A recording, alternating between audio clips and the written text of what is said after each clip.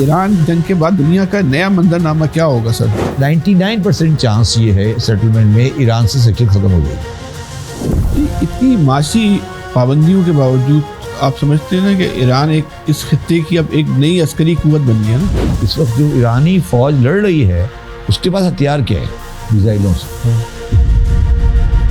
आप क्या समझते हैं कि कराची जो है दुबई का अल्टरनेट बन सकता है? जब ये जंग शुरू हुई है और मैंने भी थोड़ा प्रेशर डाला और लोगों ने प्रेशर डाला और केपीटी के चेयरमैन ने मेरे ट्वीट के बाद मुझे फोन किया और उन्होंने कहा कि हम 24 आवर्स काम कर रहे हैं। सिंगापुर पोर्ट के साथ जो पाकिस्तान का एग्रीमेंट था वो जो कैंसिल हुआ उससे पाकिस्तान को नुकसान पहुंचा मेरे हिसाब से। तो उसको कैंसिल कराने में किसका रोल था? उसको कैंसिल कराने में मियां नवाज शरीफ। वो ये चाहते हैं कि वो कराची के बगैर लाहौर को जिंदा रखें। जो बलूचिस्तान के हालात हैं वो गवादर पोर्ट की तरक्की में और कामयाबी में रुकावट बनेंगे। दुबई का जब सेटलमेंट हो रहा है तो बलूचिस्तान के हालात ठीक हो जाएंगे। जब हम बात करते हैं दुबई की तो वहाँ पे कुछ शख्सी आज़ादियाँ हैं, समाजी आज़ादियाँ हैं। वो आज़ादियाँ कौन सी आज़ादी है? शख्सी आज़ादी, समाजी आज़ादी। शख्सी आज़ादी का ये हाल है कि दुबई में तुम इस वक्त कोई वीडियो बनाओ तुम्हें रिपोर्ट कर देते हैं, ये आज़ादी है?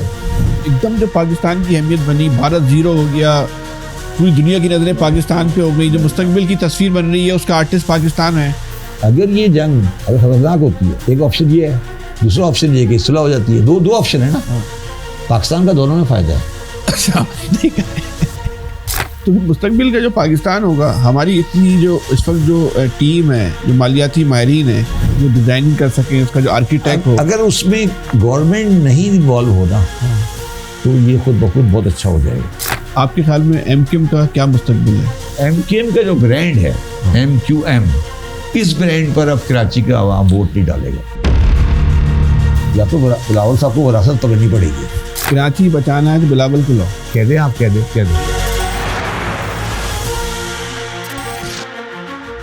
औज़ुबिल्लाहि मिनश्शैतानिर्रजीम, बिस्मिल्लाहिर्रहमानिर्रहीम। आज हमारे साथ पावरकास्ट में मेहमान हैं शब्बर जदी साहब। इनसे अब दुनिया में जो बदलते हुए हालात हैं और इन हालात में पाकिस्तान का जो किरदार है और ख़ास तौर पे दुनिया में अमन कायम करने के लिए जो पाकिस्तान ने अपना किरदार अदा किया है उस पर हम इनसे गुफ्तगू करेंगे। और मुस्तकबिल में पाकिस्तान जो है क्या इन सारी सूरत-ए-हाल में जो हासिल कर सकता है, इसमें जो हम शब्बर जदी साहब की राय लेंगे। बहुत बहुत शुक्रिया शब्बर साहब, आपने टाइम दिया अपने मसरूफ़ वक्त में से। तो ये ईरान जंग के बाद दुनिया का नया मंजरनामा क्या होगा सर, और इस नए मंजरनामे में पाकिस्तान की पोजीशन क्या होगी? बिस्मिल्लाहिर्रहमानिर्रहीम। इस मंजरनामे का जो सरनामा है वो ये है कि जो दुनिया 27 फरवरी 2026 को थी, जब ये मंजरनामा सिमटेगा तो वो दुनिया की शक्ल और दुनिया की सोच वो नहीं होगी जो 27 फरवरी 2026 को थी। पहला। दूसरा उसका ये होगा, उसका जो शक्ल होगी वो ये होगी कि 27 फरवरी 2026 से लेकर आज 16 अप्रैल 2026 तक एक काम मुकम्मल हो गया कि महकूम कौमें आज़ाद हो गई। महकूम कौमें वो थी जो ये समझ रही थी कि इम्पीरियल ताकतें जैसे पहले बरतानिया थी और अमेरिका है, हम उनके सामने सर उठा के ज़िंदा नहीं रह सकते। उन महकूम ताकतों में पाकिस्तान भी है, तुर्की भी है, एक लिहाज से ईरान भी है, उसमें सऊदी अरब भी है, ईरान। ये हम ज़हनी तौर पर गुलाम थे और चाहे हम उसको एग्री करें या डिसएग्री करें, वो गुलामी का सोच आज एक आम आदमी में भी ये ख़त्म हो गई कि अमेरिकन माइट जिसे कहते थे, इम्पीरियल माइट जो था वो ख़त्म हो गया। चाहे ईरान तबाह बर्बाद हो जाए वो अलग बात है, जी बाकी रहे उसके लोग, मगर वो बिल्कुल तब्दील हो गई और वो चीज़ बिल्कुल एक नए शक्ल में नज़र आ रही है। ये एक बिल्कुल हकीकत है, इससे कोई इनकार नहीं कर सकता। दूसरी चीज़ जो आपने पाकिस्तान की बात की ना, तो मैं आपको पता नहीं, आपने शायद मैंने आपको पहले भी डिस्कस किया है कि मैंने अपनी एक आप बीती सवाने उम्री लिखी थी 2025 में, जिसका नाम था 32 ओनकार रोड लाहौर। ठीक, उसमें मैंने एक चीज़ लिखी थी कि जो पाकिस्तान बना है इसकी बहुत बड़ी वजह कराची पोर्ट को नेहरू को नहीं देना था। नेहरू को नहीं देना।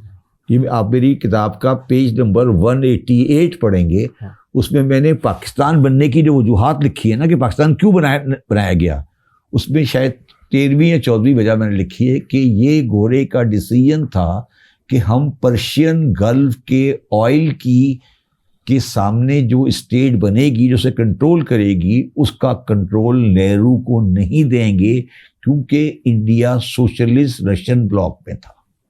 ओके, समझ आई बात? हाँ। और आज पाकिस्तानियों को मैं ये कहना चाहता हूँ कि मेरी किताब पढ़ें और कराची का एहसान माने कि पाकिस्तान कराची की वजह से बना है।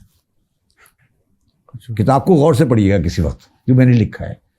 ये कराची पोर्ट को डिसीजन था कि पर्शियन गल्फ के ऑयल के ऊपर जो शहर है उसको हमें इंडियंस को नहीं देना। ये गोरे का डिसीजन है। और आप आज 70 साल के बाद देखें कि पाकिस्तान रेलिवेंट है इस सारे खेल में, इंडिया रेलिवेंट नहीं है। तो वो जो मैंने बात की ना, ये मैंने किताब इस वाक़े से पहले लिखी थी। इंडियन रेलिवेंट नहीं है, इसलिए रेलिवेंट नहीं है कि इसके दहाने पर हम बैठे हैं, और उस दहाने पर हमारी एक रेलिवेंस है, और वो हमारी रेलिवेंस उस बात से नहीं है कि हम मुसलमान हैं, वो हम जोग्राफिकल लोकेशन की वजह से हमारी रेलिवेंस है, ठीक है। और यमन खड़ा हुआ है। अब आप कहते हैं आबनाए हुर्मुज़ को खोलना है, वो कहते हैं हम आबनाए मंदब को बंद कर देंगे। वो तो देखिए ना आप किस पोजीशन में चले गए कि आप कह रहे हो यार आबनाए हुर्मुज़ को खोलें, वो कह रहे हैं यार आपने ज़्यादा आयमाएँ की तो आबनाए मंदब बंद हो जाएगा, ठीक है। तो आप कभी सोचें कि 10, 15, 20 साल पहले ये पोजीशन थी। और आज तीसरी बात ये है कि क्या जो बैरूनी अड्डे हैं इन इलाकों में, क्या वो इन इलाकों के लिए अब एसेट है या लाइबिलिटी है? ये तो पाकिस्तान कंट्रोल संभालेगा ना उनको। अल्लाह, तो मैंने कहा ना, हम अल्लाह ताला मुसब्बिबुल अस्बाब होता है। अल्लाह ताला ने हमारी सुन ली ना, अल्लाह ताला ने हमारी सुन ली। और जो हमारे उर्दू में एक लफ्ज़ होता है दलिद्दर दूर हो गए, हमारे दलिद्दर दूर हो गए ना। अच्छा, आप किसी जुमले को लेके आगे चलते हैं। आपका ये जुमला जो है ना कि हमारे मसाइल दूर हो गए, दलिद्दर कहते हैं उसको उर्दू में। जो उर्दू में आपको ना घर की खातून अपनी दादी अपनी वालिदा से पूछना कि दलिद्दर दूर किसे कहते हैं, ठीक है। भैया इसमें पाकिस्तान का रोल जो है वो सिर्फ सालिस का रहेगा या इसका बेनिफिशियरी भी होगा? पाकिस्तान बेनिफिशियरी है, सालिस तो एक टेम्परेरी है। सवाल पूरा कि वो कैसे होगा और क्या क्या होगा दलिद्दर दूर होने में? हाँ, अच्छा, या सालिस में? सालिस तो हो गया। अच्छा, अब इससे बेनिफिट कैसे लेगा? दलिद्दर दूर होने में पहली बात तो जो दलिद्दर दूर होगा वो ये होगा कि हमें जो सऊदी अरब में हमने जो स्ट्रेटेजिक एग्रीमेंट किया है उसका हमें एक अच्छा कंसिडरेशन मिलेगा। हाँ, मिलना चाहिए। हाँ, वो आपने अपनी पॉडकास्ट में मैंने कहा था कि पैसे मिलने चाहिए। पैसे तो आएंगे इंशाल्लाह। नहीं, अभी तो देखा आना शुरू हो गया ना, 3 बिलियन का डिपॉजिट आ गया, 5 का फैसला हो गया, तो मतलब आपको नजर तो आ रहा है ना कि पैसे तो आ जाएंगे ना। 23,000 फौज है, अगर 23,000 फौज की वैसी रेमिटेंस आ जाएगी तो पैसे तो आ ही जाएंगे ना। ठीक, पहली बात। दूसरी बात ये है कि इस वॉर के बाद 99% चांस ये है सेटलमेंट में ईरान से सेक्शन खत्म हो जाएगी।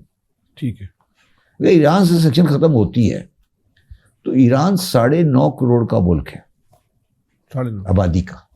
40 साल से वो सैंक्शन में बैठे हैं। उनको तकरीबन हर चीज में बड़ी सीरियस सपोर्ट चाहिए to remake their country. Okay, उनके पास आबादी ज्यादा नहीं है, ठीक है। तो आपके पास पूरा एक 9.5 करोड़ का मुल्क खुलने वाला है for trade and things like that, ठीक है। दूसरी चीज, तीसरी चीज है जो पाइपलाइन वो आपके दरवाजे तक ला चुके हैं गैस की, वो भी आ जाएगी। तो ये एनर्जी का मसला आपका हल होने जा रहा है इस चीज के तहत। चौथा तरीका ये है कि जो ईरान और इराक और पाकिस्तान में सारी 2 नंबरी हो रही थी, वो हो रही थी वाया दुबई का भी गेम बच गया क्या? दुबई भी फारिग हो गया? नहीं, फारिग नहीं हुआ। देखिए, आप मुझे एक बात बताएं कि ईरान में 9.5 करोड़ की आबादी है, वो इंपोर्टेड आइटम इस्तेमाल कर रहे हैं, पेट्रोल बेच रहे हैं, तो उसकी सारी ट्रेडिंग कहाँ हो रही है? कारोबार कहाँ हो रहा है? वो सारा दुबई में हो रहा है, और उसमें हमारे लोग हवाले वाले और ये वाले और ये सब इन्वॉल्व हैं। जो बात उसने की है मुनव्वर नकवी ने $100 बिलियन की, वो गलत नहीं कह रहा है, वो टाइमिंग में होता है, वो यही कह रहा है ना कि यार ये क्या मजाक बनाया हुआ आपने, तो ये मजाक सेटल होने वाला है, ठीक है। अच्छा, दूसरी बात ये है कि दुश्मनी और दोस्ती सामने आ गई है। सऊदी अरब, पाकिस्तान, टर्की की कोलैबोरेशन तकरीबन फाइनलाइज होने जा रही है, ठीक है। इंडिया, दुबई और इसराइल की भी फाइनलाइज होने जा रही है। कोई हर्ज नहीं है इसमें, हो जाए, कोई हर्ज नहीं है। इसराइल से मेरी कोई दुश्मनी पर से नहीं है, इसराइल के एक्शन में दुश्मनी है ना। इसराइल एक मुल्क है, ठीक है, गलत वो फ़लस्तीनी डिसाइड करेंगे कि वो गलत है या सही है। अगर इसराइल स्टेट है और अगर वो अपनी बदमाशी गुंडागर्दी नहीं करता, ठीक है, वो फ़लस्तीनी डिसाइड करेंगे कि एक स्टेट होगी या 2 स्टेट होंगी या क्या होगा, वो डिसाइड करेंगे। वो तो मुल्क अरबों ने बनाया ना, मैंने तो नहीं बनाया था। वो ये इसराइल की कंट्री तो मैंने नहीं बनाई थी। तो पाकिस्तान का तीसरा चौथा फ़ायदा ये है। पांचवा फ़ायदा पाकिस्तान का ये है कि पाकिस्तान भी, मैंने कहा ना, जिस तरह महकूम कौमें आज़ाद हुई हैं ना, पाकिस्तानी भी एक महकूम कौम थे ना। उस सेंस में हम ये समझ रहे थे कि यार अमेरिका को नाराज़ करेंगे या अमेरिका के साथ कोई बंदा सामने खड़ा होगा तो वो उसको अमेरिका तबाह और बर्बाद कर देगा। जो डेविड आर्मिटाज ने कहा था ना कि जी हम आपको स्टोन एज में ले जाएंगे, जो ट्रम्प भी कहता है हम स्टोन एज में ले जाएंगे, तो स्टोन एज में ले जाने वाली कहानियाँ खत्म हो गई ना, वो स्टोरी हो गई ना। तो ये जो परसेप्शनल डिफरेंस है ना, ये परसेप्शनल डिफरेंस जो आया है ना, ये बहुत बड़ा है। ये अभी लोगों के अंदर जाएगा, अभी लोगों के एहसासात के अंदर जाएगा, लोगों की नफ्सियात के अंदर जाएगा, लोगों के दिमाग के अंदर जाएगा, तो पूरी कौम चेंज हो जाएगी। इतनी माशी पाबंदियों के बावजूद आप समझते हैं ना कि ईरान एक इस खित्ते की अब एक नई अस्करी कुव्वत बन गया ना? अस्करी कुव्वत बन गया, बिल्कुल सही। नहीं, देखिए मैं थोड़ा सा आपको क्लैरिफाई कर दूं। अस्करी कुव्वत नहीं बढ़ा उन्होंने, देखिए उसको मैं थोड़ा और क्लैरिफाई कर दूं। ईरान ने जितने भी अटैक किए हैं ना, जितने भी ईरान, अभी इस जंग को ना, मैं जंगी एक्सपर्ट नहीं हूँ, किसी जंगी एक्सपर्ट को बुलाना, वो आपको बताएगा। ईरान के जितने भी इस वक्त जो ईरानी फौज लड़ रही है, उसके पास हथियार क्या है? मैन पावर की जरूरत ही नहीं है कि मैन टू मैन जंग नहीं हो रही है। तो उनके पास कोई बड़े हवाई जहाज भी नहीं है। किससे जंग लड़ रहे हैं वो? मिसाइलों से, ड्रोन से, मिसाइल से। देखिए ना, उनके पास ईरान की जंग किस चीज से हो रही है? मिसाइल, लॉन्ग रेंज मिसाइल से हो रही है, ठीक है। मैं एक्सपर्ट नहीं हूं, मगर मेरा ये नॉलेज कहता है कि लॉन्ग रेंज मिसाइल, ये जो लड़का कैमरामैन है ना, ये भी घर बैठ के बना सकता है। टेक्नोलॉजी इतनी पब्लिक है, ये आपको अर्ज कर रहा हूं। लॉन्ग रेंज मिसाइल एक ऐसा डेडली वेपन है जो कि घर बैठ के ड्रोन बन सकता है आज के ज़माने में, ठीक है। और ईरान जंग कहाँ जीता है आपके ख्याल में? ये जंग जीता है कब जीता है? कब आके अमेरिकन की टांगे कब हिली हैं? किस वक्त अमेरिकन ने कहा है कि यार ये हमारे खिलाफ चला गया है? व्हाट वाज द टाइम आपके ख्याल में? जब उनकी कैलकुलेशन ईरान के वाले बुरी आउट हो गई ना, उनको अंदाजा नहीं था। नहीं, आप समझे। आपने हुर्मुज़ जो उसने बंद किया, नहीं, आपने हुर्मुज़ पे नहीं हुआ। वो टांगे उस वक्त कापी जब सऊदी रिफाइनरी हिट हो गई। ओके, जब कुवैत की रिफाइनरी हिट हो गई, जब कतर की रिफाइनरी हिट हो गई। ये अमेरिका के पास कैलकुलेशन नहीं थी यहाँ अटैक कर सकते? नहीं, कैलकुलेशन तो थी, मगर उस रिफाइनरी के सामने कोई डोम नहीं था प्रोटेक्टिव। ओके, इसराइल में वो कहते हैं कि उनके पास एक डोम है जो मिसाइल को प्रोटेक्ट करता है शायद, और मुझे लगता है कि वो शायद डोम टेक्निकली वो सही कह रहे हैं, शायद मैं कह रहा हूँ शायद। मगर सऊदी और इन स्टेट की जो इंस्टॉलेशन है, ये जगह है, वो इतना करीब है और इतना बड़ा एरिया में है कि वो ये यहाँ डोम नहीं बना सकते। ओके, दुबई में डोम नहीं बन सकता, मैं ये कह रहा हूँ। बनाया हुआ उन्होंने भी बनाया हुआ है, मगर उस डोम को पेनिट्रेट करना आसान है। मतलब आप 2000 मील जाके देखिए ना, ईरान से मिसाइल चला अस्फहान से और वो जाके तल अवीव में गिरेगा, 2500 माइल है। उसकी एक्यूरेसी में प्रॉब्लम आ जाएगी। मगर जो 200 मील मारना है वो तो टक्कर के जाके लगेगा ना जाके, वो तो दुबई। हाँ, सही बात। तो उसने ईरान को हरवाया है, उसे जितवाया है। जब उनके सारे रिश्तेदारों के घर में बम पड़े ना, तो देन दे रियलाइज कि यार ये तो अच्छा, उन्होंने फिर जाके कहा यार ये तो मरवा रहे हैं, आप हमें मरवा रहे हैं। उसके बाद आपने हरमुज आ गया। देखिए ना, आप दुबई का जब एयरपोर्ट हिट हो गया, सही है, दुबई कब चेंज हुआ? दुबई उस दिन चेंज हुआ जब दुबई का एयरपोर्ट हिट हो गया। जब दुबई का airport was a symbol of stability of Dubai, पूरे इलाके में सिंबल था ना कि ये ऐसी चीज है जिसको कोई आदमी हाथ नहीं डाल सकता। उस पर आपने टक करके टर्मिनल 3 पे एक मिसाइल मार दिया। सही है। आपने सऊदी की रिफाइनरी पे, टोटल की रिफाइनरी पे मिसाइल मार दिया। तो थिंग्स चेंज।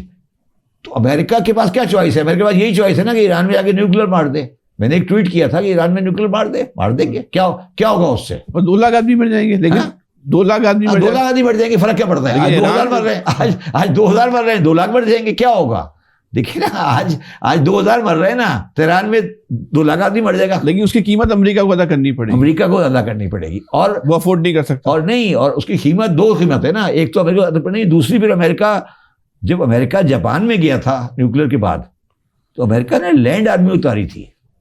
यहाँ नहीं उतार सकता। नहीं, जापान में सरेंडर जो हुआ था वो हिरोशिमा नागासाकी के बाद, जब किंग ने सरेंडर किया था, जब लोग लैंड आर्मी ने सरेंडर किया था, जब सरेंडर हुआ था।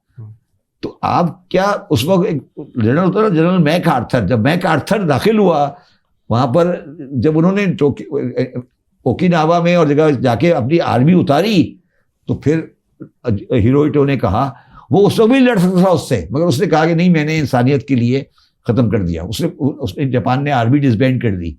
तो क्या अमेरिकन यहाँ लैंड आर्मी लाकर यहाँ 1 to 1 वॉर करना चाहते हैं? कर ले, और ये नहीं कर सकते। इराक में वो क्यों कामयाब हो गए, ये लोगों को समझ नहीं आती। इराक में वो इसलिए कामयाब हो गए कि इराक के 6.5 करोड़ शिया सद्दाम से लड़ रहे थे। आप शियों को बचाने आए थे ना। देखिए, आप दुश्मनी को रियलाइज करें ना, अमेरिका की दुश्मनी सद्दाम से थी, सही है, और सद्दाम की दुश्मनी शियों से थी, सही है। तो शियों ने कहा अमेरिका हमें आजाद कर, तो between Saddam and America they considered America better.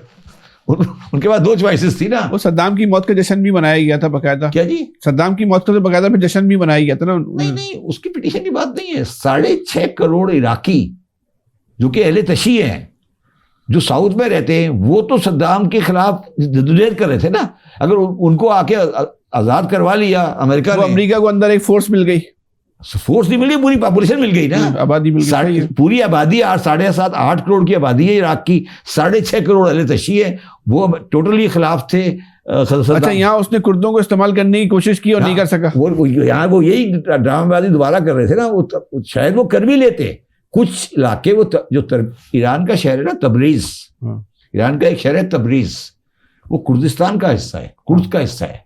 हो सकता है वो कुछ पार्ट निकाल भी लेते, हो सकता है वो तबरेज में कोई रिवोल्ट करवा देते, बट जो ईरान प्रॉपर ईरान है उसमें उनको पॉपुलर सपोर्ट नहीं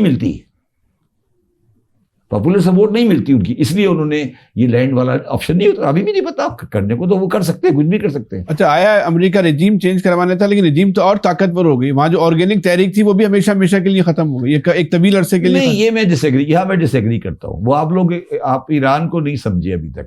देखें, ईरान का जो इनकलाब है वो मेरे हिसाब से खुमैनी साहब का एक रोल है, मगर खुमैनी साहब is not the sole contributor of इनकलाब। इनकलाब ईरान में 3 वजह से आया था। खुमैनी साहब का रोल है अपनी जगह पर, और एक रोल है डॉक्टर अली शरीयती का, और एक रोल है लेफ्टिस्ट का। नहीं, एक रोल है एंटी सावक वहाँ की इंटेलिजेंस एजेंसी थी जो कि लोगों में नहायत शदीद जुल्म किया करती थी। ये सारी जो तहरीक है ना, ईरान की जो तहरीक चली थी, ओरिजिनल तहरीक, वो एंटी सावक थी। अच्छा, उसके बाद क्या हुआ, जो अब बड़ी इंटरेस्टिंग बात है, जो मैं आज आप बात कह रहा हूँ, ये आपको गौर से सुनिएगा, फिर आपको समझ आएगी। ये ट्रंप और अमेरिकन जो है ना, ये उल्लू के पट्टे नहीं है। इनको भी कुछ नॉलेज होगी, जब ये अंदर आए थे। ये नॉलेज क्या थी और वो कहाँ गलत हुई, वो आपको समझाता हूँ। सावक चली गई, ठीक है।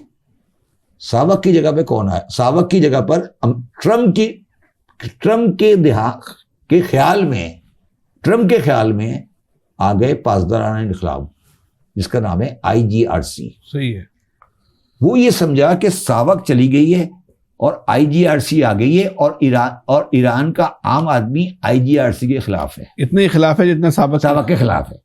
उसने अभी तक जितने बंदे मरे ना, अभी तक ईरान में इतने बड़े बंदे मरे हैं, सब सावक के, सब IGRC के हैं। कोई बंदा नॉन IGRC वाला बंदा मरा ही नहीं अभी तक। आप चेक कर लें, जितने बंदे अभी तक बड़े लीडर मारे गए हैं ईरान में, वो सब IGRC के लीडर हैं। सुलेमानी भी IGRC वाले थे। ये पूरी लाइन जो उड़ाई गई है, ये सब IGRC के थे। खामनाई साहब IGRC के थे। उनका ख्याल था कि ये एक नई सावक है, हम इसको खत्म करेंगे तो वो वापस ईरानी अवाम जो है आज़ाद हो जाएगी, जिस तरह पहले आज़ाद हुई थी। ये ईरान ट्रम्प से एरर हुई है। IGRC was not a replica of सावक।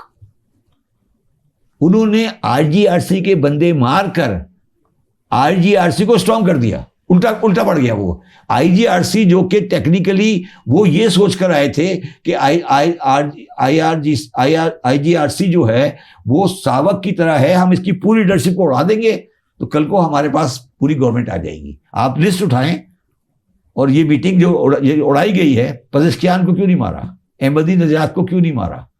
तो जब पहली न्यूज़ अगर आप देखें, जो फर्स्ट डे जब अमेरिका का हमला हुआ है, उसके बाद खबर आ रही थी कि पज़ेश्कियान मारा गया। याद है क्यों नहीं मारा गया पज़ेश्कियान? क्यों नहीं मारा गया अहमदी नजात? अच्छा, फिर आगे सुने, देखिए, इसको और लिंक करें मेरी बात को। लारीजानी मारा गया, क्यों? आपके ख्याल में लारीजानी क्यों मारा गया? लारीजानी उस मीटिंग में नहीं था। लारीजानी उस मीटिंग में नहीं था जिसमें रेबर को मारा गया है। वो बेटी के घर पे मारा। क्यों मारा था लारीजानी को? क्यों नहीं मारा? क्यों? क्या जब वो लारीजानी को मार सकते तो पज़ेश्कियान को नहीं मार सकते? आपके ख्याल में क्यों नहीं मारा? लारीजानी IGRC का सेक्रेटरी था। उनका ख्याल था कि जब रेबर चले गए तो ये टेक ओवर कर लेगा। उन्होंने ये सोच के लारीजानी को मारा है कि लारीजानी IGRC को जिंदा रख सकता है, तो उन्होंने लारीजानी को भी मार दिया। अब वो हर उस आदमी को मार देंगे जो IGRC को जिंदा रखता है, मगर अब उनको ही समझ आ गई कि IGRC मारने से फर्क नहीं पड़ेगा। दैट इज वाई ये टेबल पर आए वापस। ये वापस टेबल पे इसलिए आए हैं कि इनको ये पता लग गया कि यार अगर हमने IGRC को मार भी दिया ना, पासदाराना इनकलाब जो है वो एक पैरेलल आर्मी है, आपको पता नहीं? और इसमें गलती को, मतलब ये एक पैरेलल आर्मी है, और मैं हमेशा से ये कहता हूँ एज ए पर्सन कि IGRC को मर्ज होना चाहिए फौज के साथ।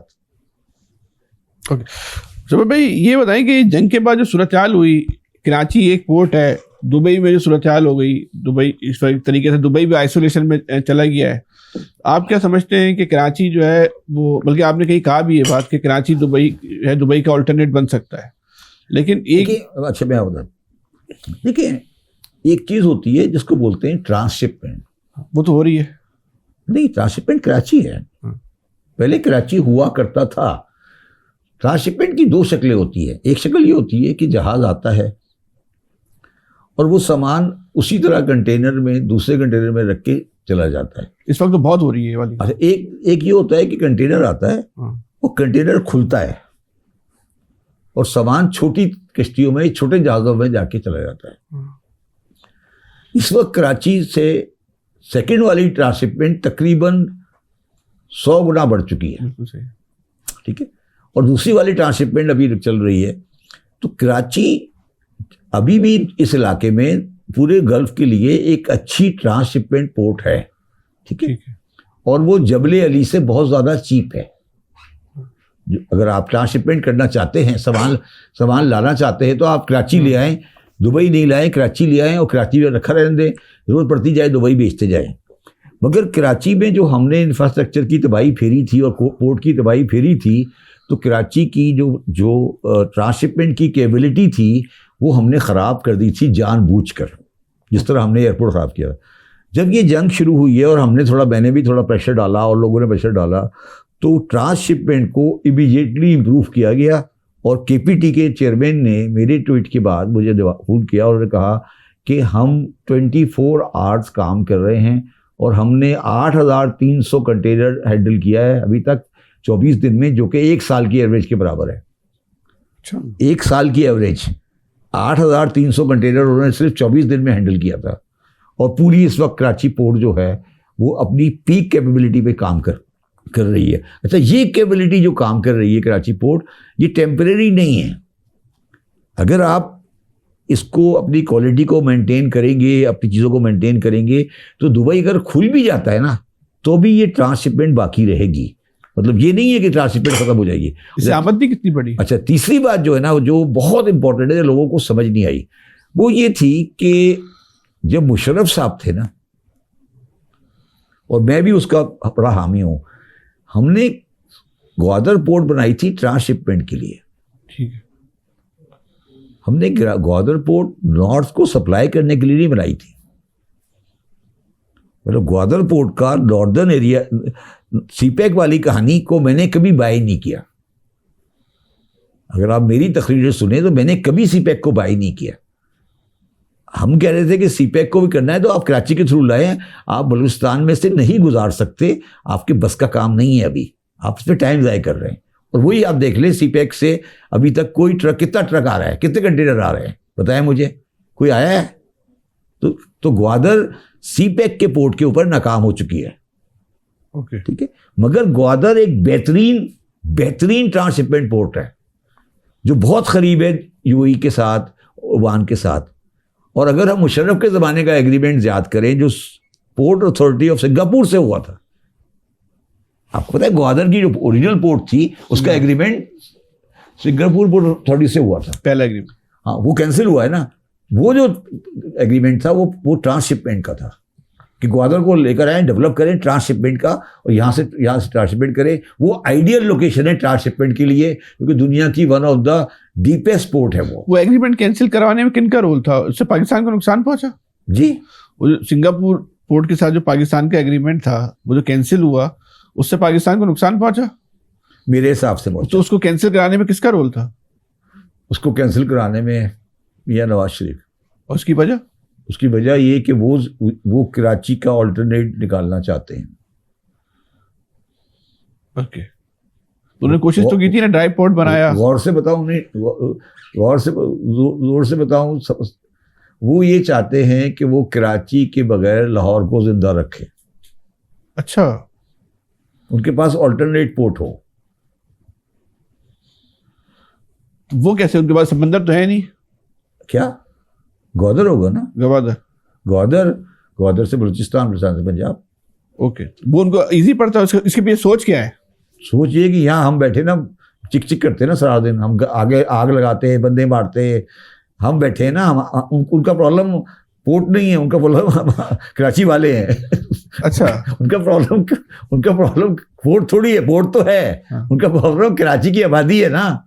ओके, उनकी प्रॉब्लम कराची की आबादी है ना। वो कराची में जो बंदे बैठे हैं वो पंगेबाजी करते रहते हैं ना। वो उनकी बात नहीं मानते ना। हर वक्त कभी एमकेएम खड़ी कर देते हैं, कभी कुछ कर देते हैं, कभी पीस पार्टी को खड़ा कर देते हैं, कभी जमात इस्लामी को ले देते हैं। वो उनके सबड्यूट नहीं होते ना, तो उन्हें सबड्यूट चाहिए। तो उन्होंने कहा यार दफ़ा करो, इनको ग्वादर से लेके चलते हैं। ओके, लेकिन ग्वादर का प्रोजेक्ट आपके ख्याल में तजुर्बा कामयाब रहा है, नाकाम हो गया, या मुस्तकबिल में कामयाब हो सकता है? अब हो जाएगा सही। दुबई चला गया। एक बात, लेकिन जो बलूचिस्तान के हालात हैं वो ग्वादर पोर्ट की तरक्की में और कामयाबी में रुकावट बनेंगे? क्योंकि अभी जो सूरत हाल हुई, आप देखा हुआ 2 दिन पहले बड़ा खतरनाक वाक़या। मेरा ये व्यू है कि दुबई का जब सेटलमेंट हो रहा है तो बलूचिस्तान के हालात ठीक हो जाएंगे। वो कहते हैं बलूचिस्तान के हालात खराब करने में भारत के साथ जो है और इस्लामी मुल्क दुबई का भी नाम आता है। इस्लामी नहीं कह, मैं उनको इस्लामी नहीं कहता, मुल्क को मुल्क कहता हूँ। हाँ, वो लोग वो शामिल नहीं है, तो कम से कम जो उनके टेररिस्ट हैं वो उनके मुल्कों में बैठे हैं। तो एक बात जब बात करते हैं ना कि कराची दुबई बन सकता है, तो उसके खाके में ना सिर्फ पोर्ट नहीं होता। क्या नहीं होगा? जब हम बोलते हैं ना कराची दुबई का मुतबादिल बन सकता है, जब हम ये बात करते हैं, तो उस खाके में जहन में जो आपके खाका बनता है उसमें खाली पोर्ट नहीं आता, एक दुनिया का बेहतरीन इंफ्रास्ट्रक्चर का शहर आता है। अच्छा, ठीक है। तो कराची का जो इंफ्रास्ट्रक्चर है और जो बुनियादी सहूलियात हैं, हम बहुत ऊपर नहीं जाते, बुनियादी सहूलियात, क्या उस बुनियाद पे कराची दुबई का मुतबादिल बन सकता है? तुम ये बैठे हो ना इस वक्त यहाँ पे कोरंगी रोड पे, ठीक है, कोरंगी रोड पे बैठे हो ना तुम, कोरंगी रोड के एंड पे बैठे हो ना। तुम्हारे साथ, बिल्कुल साथ राउंड अबाउट पे 3 बिल्डिंगें बन रही हैं हाई क्वालिटी की। हाँ, एक इधर कोने में बनी है, बन रही है। एक वो सामने डॉल्मेन वाले की बन रही है, एक इधर पीछे इसके जो साथ में बन रही है। ये बिल्डिंग किसके लिए बन रही है, कौन इसमें रहेगा? बताया जा रहा है जो और खरीदे। ये कोई सस्ती नहीं है। हाँ, महंगी है, सही क्यों है। क्यों किसके लिए बन रही है ये बिल्डिंगें? कौन खरीदेगा, कौन रहेगा यहाँ पर? ये सब ये हाई एंड के फ्लैट्स हैं, ये लोकल छोटे मोटे फ्लैट नहीं है, ये हाई एंड फ्लैट्स हैं। और ये समझ लें कि ये इस पूरे इलाके का सबसे खराब इलाका है उस सेंस में। शहर का नहीं, हाई एंड का खराब इलाका है। सही है। ठीक है। अच्छा, अब मैं आपको बताता हूँ कि आप कि दुबई कहाँ बनेगा। आप मेरे साथ शाम को चलें फेज 8 में। सही है। ठीक है। और फेज 8 में मैं और आप गिनते हैं वो घर जो पिछले 10 साल में बने, जिनका साइज 4000 गज है। 2000 गज नहीं, 4000 गज। अच्छा। कम से कम 50 होंगे। ठीक है। और उससे आगे चले। अब उससे आगे जब आप चले तो उससे आगे आप चले तो आ गया गोल्फ कोर्स। सही है। गोल्फ कोर्स से पहले एक चिल्ड्रन का पार्क बन गया है, बिल्कुल देखा होगा आपने। उस चिल्ड्रन पार्क से ब्रिज बनना है जो जाके कोरंगी से टच करेगा। ठीक है। ठीक है। जो इधर से ब्रिज बनेगा वो कोरंगी से टच करेगा। ठीक है। और वो बाल अल्टीमेटली शाहराह भुट्टो के साथ आपके साथ ये मिलके काठोर चला गया। ठीक है। अच्छा, और जब ये कोरंगी से टच करेगा तो वो जो जगह है नीचे वाली जगह, जो कोरंगी से इस वो जगह आएगी, जब ये ब्रिज उतरेगा, जब ये ब्रिज एड में जब ये उस जगह पे उतरेगा तो उस जगह का नाम है मैन ग्रूव्स, जो स्कीम लॉन्च हुई थी। उसके अंदर 70 टावर्स हैं। 70 टावर्स बनने हैं वहां पे। लोकेशन, उसका रास्ता क्या हुआ? रास्ता वो आदमी लियारी, नाजाबाद, कोरंगी, गुलशन इकबाल कभी जाएगा ही नहीं। आप समझे मैं क्या कहने की कोशिश कर रहा हूं आपको। हाँ। वो शेख जायद स्ट्रीट है ना। आप मुझे बताएं, जो कल किसी ने मुझे टीवी प्रोग्राम में कहा कि शर्मिला फारूकी बोल रही है कि कराची पेरिस की तरह है, तो मैंने कहा वो सही कह रही है। फेज 8 में रात को ऐसी मार्केटें हैं जो शेख पेरिस से बेहतर हैं। फेज 8 में कराची में ऐसी मार्केट है जो दुबई से बेहतर है। वहाँ रेस्टोरेंट्स, दुकानें, पब्लिक का लिबास, गाड़ियों की क्वालिटी। आपके मैं यहाँ का रहने वाला हूँ, मैं फेज 6 में रहता हूँ। जब मैं जाता हूँ मैं कहता हूँ यार ये क्या है, ये क्या हो रहा है? उन्होंने कहा साहब ये कराची है, ये भी कराची है। आपको मैं रिक्वेस्ट करूंगा जाएं वहाँ जाके, और वहाँ जाके रात को देखें 2:30 बजे, रात को 3 बजे तक क्या होता है वहाँ पे। आपको कोई बिलीव ही नहीं कर सकता कि कराची का हिस्सा है। वो बन रहा है। यही पोजीशन लाहौर में हो रही है, यही पोजीशन गुजरांवाला में हो रही है। हाँ। अब सवाल ये जो आपको ऐसा अजीब लग रहा है ना, ये तो आप 40 साल पहले के दुबई चले जाएं। अच्छा, अब जब आपने ये क्रॉस कर लिया, शाहराह भुट्टो से आप कहाँ पहुंचे? शाहराह भुट्टो से आप पहुंचे एक जगह है जिसका नाम है काठोर। काठोर एक जगह है जहां, और उसके पीछे आगे जाके बनता है पोर्ट कासिम, और पोर्ट कासिम के आगे बनता है धाबीजी इंडस्ट्रियल एस्टेट। ये बन रहा है नया शहर जिसका नाम है जुल्फिकाराबाद। अब हम बना सके नहीं बना सके वो अलग बात। 20 साल में 2008 में ये मंसूबा बनाया था। वो यही तो उस वक्त तो किसने खराब कराया? हमारे लोग जो दुबई में बैठे उन्होंने कराया। जो आज दुबई में बैठे एक साहब है जो 12 साल गवर्नर रहे, उसके बाद जैसे ही गवर्नरशिप खत्म हुई सीधे जाके दुबई बैठ गए। प्रेसिडेंट मुशर्रफ साहब 10 साल सदर रहे, फौत हो गए दुबई में। ये कौन सी कहानी है? ये कहानी खत्म होगी जब भी तो बनेगा शहर। जब आप अपनी कब्र बनाने को तैयार नहीं है तो शहर क्या बनाएंगे? मुशर्रफ साहब जिस दिन रिटायर हुए जाके दुबई बैठ गए, जिस दिन इशरतुल लिबास साहब रिटायर हुए दुबई बैठ गए। कौन सा बंदा जो रिटायर होता है पाकिस्तान में, कराची वाला दुबई में जाके नहीं बैठता? आप बता दें कौन सा बड़ा बंदा है कराची का जो दुबई में नहीं बैठता जाकर? कब्र लाश ले आते हैं इधर दफन करने के लिए। मुशर्रफ साहब की लाश ले आए कि वहां से उठा के किया दफन कर दे, वहीं दफन कर देते। यहां क्यों किया? मैं ये पूछ रहा हूं मुशर्रफ साहब दुबई में क्यों दफन हुए? दफन तो कराची में हुआ। नहीं सॉरी, दुबई क्यों गए थे रिटायर होने के? दुबई क्यों गए थे वो? उनके लिए ऐसे हालात पैदा कर दिए क्या गए। हालात ऐसे पैदा कर दिए गए। क्या हालात? कोई हालात नहीं था, कोई केस नहीं था। अगर हालात ऐसे पैदा कर दिए तो फिर आपने इतनी खराब गवर्नमेंट क्यों की थी कि बाद में हालात ऐसे पैदा कर दी जाए? अगर आपने इतनी खराब गवर्नमेंट की थी जब भी तो हालात ऐसे पैदा कर दिए थे ना आपके खिलाफ। तो आप बताओ ना कि पाकिस्तान में कौन सा रूलर है जो हटने के बाद पाकिस्तान में इज्जत से रहा हो? ये बड़ी ट्रेजेडी वाली बात है। शौकत अजीज साहब कहाँ हैं? कहाँ हैं? ये जिस दिन आपका ये वाला मसला हल हो गया ना, उस दिन आपका पाकिस्तान के बड़े बड़े मसाइल हल हो जाएंगे। कि कम से कम आखिरी टाइम तो 12 साल गवर्नर रहे शहदुल लिबास साहब, 12 साल ज्यादा ही रहे ना। अब कराची में क्यों नहीं रहते? किसी जगह घर ले ले, अच्छा अच्छी सी कोठी ले ले, क्यों नहीं रहते? 14 साल रहे। क्या 14 साल? 14 साल आप गवर्नर हाउस में रहे, तो कराची में रहे, बच्चों को कराची में पढ़ाएं। तो जो कराची में बच्चे कैसे पढ़ेंगे जब आप 14 साल गवर्नर रहने के बाद आप रह के दुबई में रह रहे हैं? तो कराची में आम आदमी का बच्चा कैसे रहेगा फिर? वो तो कह रहे हैं मैं आना चाहता हूँ, मुझे इजाजत नहीं मिल रही। किसने इजाजत दी थी? गवर्नर की इजाजत थी 14 साल, गवर्नर रहने की इजाजत थी 14 साल, गवर्नर के बाद इजाजत खत्म हो गई। यार ये मुझे समझ नहीं आती। एक बात, जैसे दुबई खमर जावेद बाजवा साहब पाकिस्तान से बाहर चले गए, वो दूसरे साहब क्या नाम से कियानी साहब पाकिस्तान से बाहर चले गए। ये इनको इनके पासपोर्टों पे स्टेपे लगाओ ना कि आप no further entry in Pakistan. भाई जब हम बात करते हैं दुबई की, तो वहाँ पे कुछ शख्सी आज़ादियाँ हैं, समाजी आज़ादियाँ हैं। वो आज़ादियाँ कौन सी आज़ादी है? शख्सी आज़ादी, समाजी आज़ादी। शख्सी आज़ादी का ये हाल है कि दुबई में तुम इस वक्त कोई वीडियो बनाओ तुम्हें रिपोर्ट कर देते हैं। ये आज़ादी है? आज पूछे सारे बंदे बैठे, इनसे पूछे दुबई में अपने रिश्तेदार को फोन करें और वीडियो बना दे ड्रोन की एक, अगर वो 6 घंटे बाद रिपोर्ट नहीं हो जाए मेरा जिम्मा है। कौन सी आज़ादी है? कंप्लीट गुलामी है। आप बताएं ना, आप मीडिया चला रहे हैं, आपको किसी दुबई की 40 दिन की को वीडियो है आपके पास? आपके पास है? क्यों नहीं है? क्यों नहीं है आपके पास? यहां तो टॉयलेट में जाने की लोगों की वीडियो मौजूद होती है। दुबई की क्यों वीडियो नहीं है कि कोई कब गिरा, कहां पे गिरा है ड्रोन, कहां पे गिरा है मिसाइल? क्यों नहीं है? लोग टेलीफोन पे बात नहीं कर रहे हैं। टेलीफोन उठाते हैं, वो कहते हैं साहब मैंने बात नहीं करनी। तो मुझे भी क्या हाल है? वो कहते हैं सर मैंने बात नहीं करनी। ये मैं बिल्कुल जेन्युइन बता रहा हूं आपको।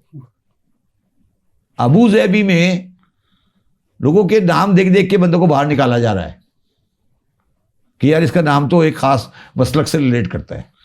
अच्छा, मेरे जो सवाल का मकसद था ना, वो ये था कि चल इसको तो एक अलग आज़ादी दायरे राय में आप ले गए। मैं ये कहना चाह रहा था कि जैसे सोशल एक्टिविटी होती है, जब आप बाहर मिल जाएंगे, आपको वहाँ शराब की आज़ादी है, जब गैर मुल्की आएंगे तो पाकिस्तान में तो इतनी आज़ादियाँ नहीं है, तो वो कैसे एडजस्ट हो पाए? पाकिस्तान में कौन सी आज़ादी नहीं है? मैं वही तो कह रहा हूँ, मैंने तुम्हें यही तो अर्ज किया।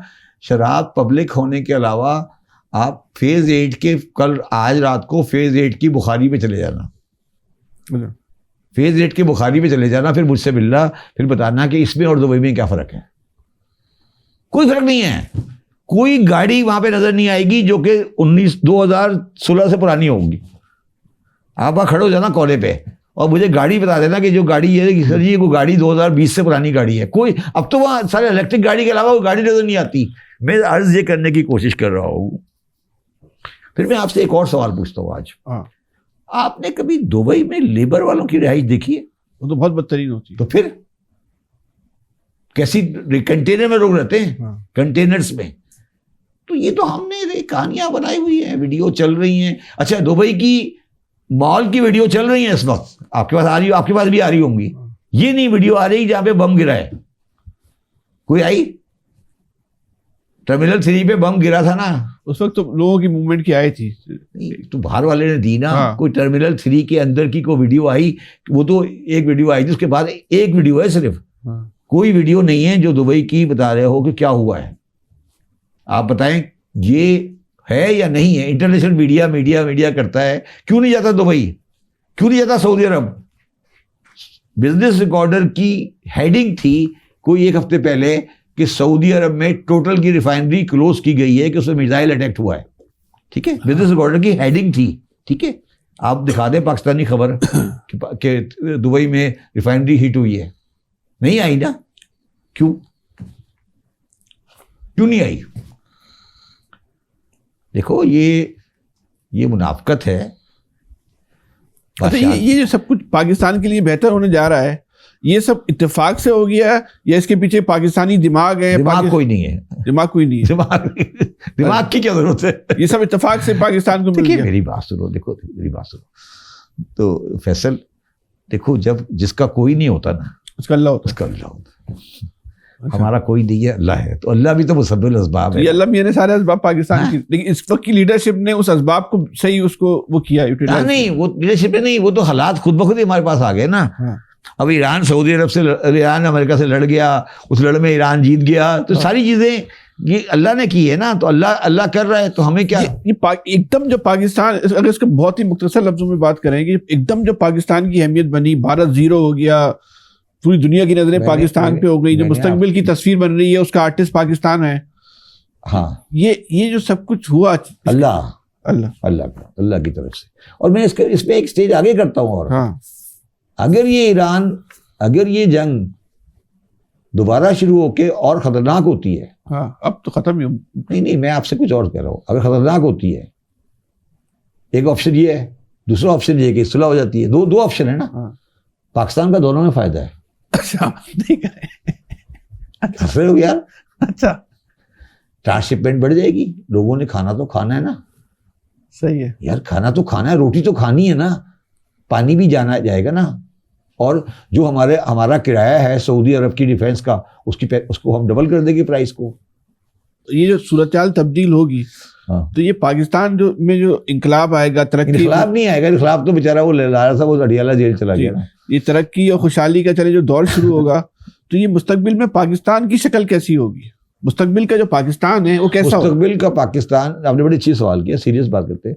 मुस्तकबिल का पाकिस्तान इस चीज से उस वक्त फायदा उठा सकता है जब हम इस बेनिफिट को अपने अवाम में ट्रांसफर करने के लिए सीरियस हो।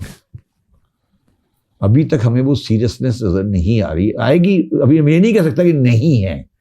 अगर इस जो आपको अपॉर्चुनिटीज मिल रही हैं, इन अपॉर्चुनिटीज को आप कैपिटलाइज करें। जो पहली अपॉर्चुनिटी मैं समझता हूं वो ये है कि पहला काम ये करें कि आप कहें IMF को खुदा हाफिज। तो कैसे कहें? उसके लिए पैसे नहीं है ना यार। बिल करें ना सऊदी अरब को, 6 बिलियन है यार।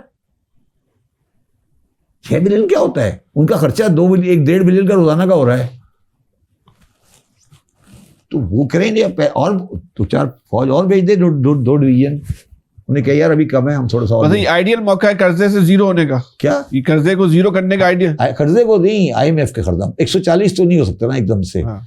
IMF का तो 6 ही है ना, तो IMF को तो खुदा हाफिज कहें। पहली बात उनको कहे यार मेहरबानी आप जाए। और मैं आपको सीरियसली कह रहा हूँ, IMF को जाए आप। जिस दिन खुदा हाफिज कहेंगे, आपका नेशनल मोरल ऊंचा हो जाएगा। आप फिर अपनी पॉलिसीज में कंपैरेटिवली आज़ाद हो जाएंगे। ठीक है, पहली बात तो ठीक है। सऊदी अरब से वैसे ही मांग लें, चीज़ें वैसे ही मांग लें, दे देंगे, या एक आध वेल पे खुद जाके थोड़ा बहुत कब्जा भी कर सकते हैं। तफरी वाली बात। क्या तो फिर मुस्तकबिल का जो पाकिस्तान होगा, हमारी इतनी जो इस वक्त जो टीम है, जो मालियाती माहिरीन है, उनकी कैपेसिटी है कि इस वक्त पाकिस्तान के मुस्तकबिल को बेहतरीन उसकी जो डिजाइनिंग कर सकें, उसका जो आर्किटेक्ट हो। अगर उसमें गवर्नमेंट नहीं इन्वॉल्व होना, तो गवर्नमेंट इन्वॉल्व नहीं होना, तो ये खुद ब खुद बहुत अच्छा हो जाएगा। वो कैसे? नहीं, देखिए, ट्राई टू अंडरस्टैंड। दुबई ने तरक्की किस तरह की थी कि गवर्नमेंट इन्वॉल्व नहीं थी। आपने कारोबार करना है करें, आए, बिल्डिंग बनाना है बनाएं, चले। गवर्नमेंट को अलग कर दे बिल्कुल। आप कहें कि यार आपने कारोबार करना है, आप करें। इस्लामाबाद और सिंध सेक्रेटरीट इन्वॉल्व नहीं होगा। तो आप जो कह रहे हैं ना, सलाहियत हमारे लोगों में है, गवर्नमेंट आके खराब करती है उसको। गवर्नमेंट को कहे भाई मेहरबानी आप इस्लामाबाद बैठे, बड़ी मेहरबानी आपकी, आप कराची नहीं आए, पोर्ट हमारी चल रही है, हमारी आपको परेशानी कोई नहीं है, आपको कोई आने की जरूरत नहीं है, ठीक है। तो आप जो एक दिन के लिए शहबाज शरीफ आए थे ना कराची, पोर्ट देखने आए थे, पता है आपको? वो पोर्ट की परफॉर्मेंस लेने आए थे। जब हम लोगों ने प्रेशर डाला था कि हम कराची चला रहे हैं, उनको यार क्या कह रहे हैं ये लोग। ओके, एक सवाल थोड़ा सा हटके, भुट्टो दौर में कैसीनो बन रहा था। हाँ, कहते हैं कि वो कैसीनो बन जाता तो खैर शायद कभी दुबई नहीं बन पाता। नहीं, देखिए मैं थोड़ा सा आपको क्लैरिफाई कर दूं। भुट्टो के दौर में जो कैसीनो बन रहा था वो रिप्लेसमेंट ऑफ बैरूत था। ओके। बैरूत जो था ना, बैरूत, वो लेट 1950s में और 60s के अर्ली 60s और 70s में Beirut was the centre of culture and investment and business finance in middle east. और दूसरा जो शहर था, दूसरी जो जगह थी दोनों चीज़ों की, वो था बहरीन। इसीलिए जो एयरलाइन है पुरानी गल्फ एयर, वो बहरीन की है। पहले गल्फ एयर हुआ करती थी बस। जब इसराइल ने फ़लस्तीनियों के साथ पंगेबाजी की और बैरूत को तबाह किया, तो बैरूत का रिप्लेसमेंट कराची था। ये कैसीनो उसका रिप्लेसमेंट है, दुबई का नहीं है। दुबई का नहीं है, दुबई उसके बाद आया है। कैसीनो दुबई के बनने से पुरानी कहानी है। तो अगर वो कैसीनो बन जाता जी तो पाकिस्तान तरक्की कर जाता। अच्छा, अब मैं थोड़ा सा अब चीज़ों को मिलाता हूँ। कैसीनो जिस आदमी ने बनाया था, जिसका कैसीनो था, उस आदमी का नाम था तुफैल शेख। तुफैल शेख वो ओनर थे कैसीनो के। ये क्लिफ्टन पे जो बन रहा, हाँ, जो डॉल्मेन मॉल जो है, जो आज डॉल्मेन मॉल है, ये तुफैल शेख की बहुत करीबी दोस्ती थी एक आदमी से जिसका नाम था जुल्फ़िकार अली भुट्टो। ओके। और तुफैल शेख और जुल्फ़िकार अली भुट्टो, जब ये जुल्फ़िकार अली भुट्टो प्राइम मिनिस्टर नहीं बने थे, तो वो जो कैबरे हुआ करता था उस ज़माने में मेट्रोपोल में, उसके दोनों ख़ास विजिटर थे। अच्छा। वहाँ से भी दोस्ती थी। और उस दोस्ती का एक और बात, दोनों एक साथ डांस करने जाते थे। जी, दोनों एक साथ डांस करने जाते थे। हाँ, डांस करते थे और शरबत भी पीते थे, रूह अफ़ज़ा पीते थे उसमें। ठीक है, तो वो जामे शीरी, ठीक है ना। अच्छा, तो वो, अच्छा, उसमें भुट्टो साहब ने एक और काम किया था और वो उनकी इंटेलिजेंस थी। उन्होंने उस काम में एक आदमी पकड़ा जिसका नाम था शेख ज़ैद बिन सुल्तान। अच्छा। अबू ज़ैबी वाला। इससे पहले अबू ज़ैबी को कोई नहीं जानता था। लोग दुबई को जानते थे, अबू ज़ैबी का तो लोगों को नाम भी नहीं पता था। और शेख ज़ैद बिन सुल्तान अल नहयान बिल्कुल एक अननोन सा आदमी था। ओके। और उसके पास ऑयल था।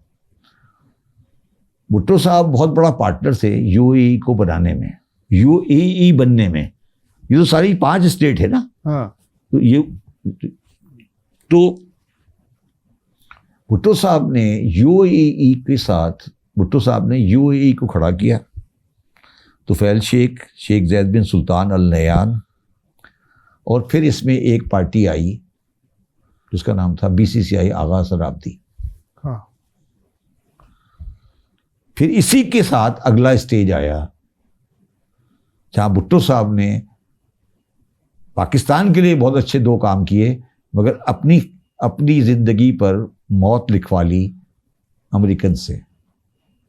वो थे एटम बम बनाना और कादियानियों को गैर मुस्लिम करार देना। ये 2 काम भुट्टो साहब ने किए। जब भुट्टो साहब ने ये 2 काम किए तो अमेरिका ने उनकी ज़िंदगी पे मोहर लगा दी कि इस आदमी को ज़िंदा नहीं रहना।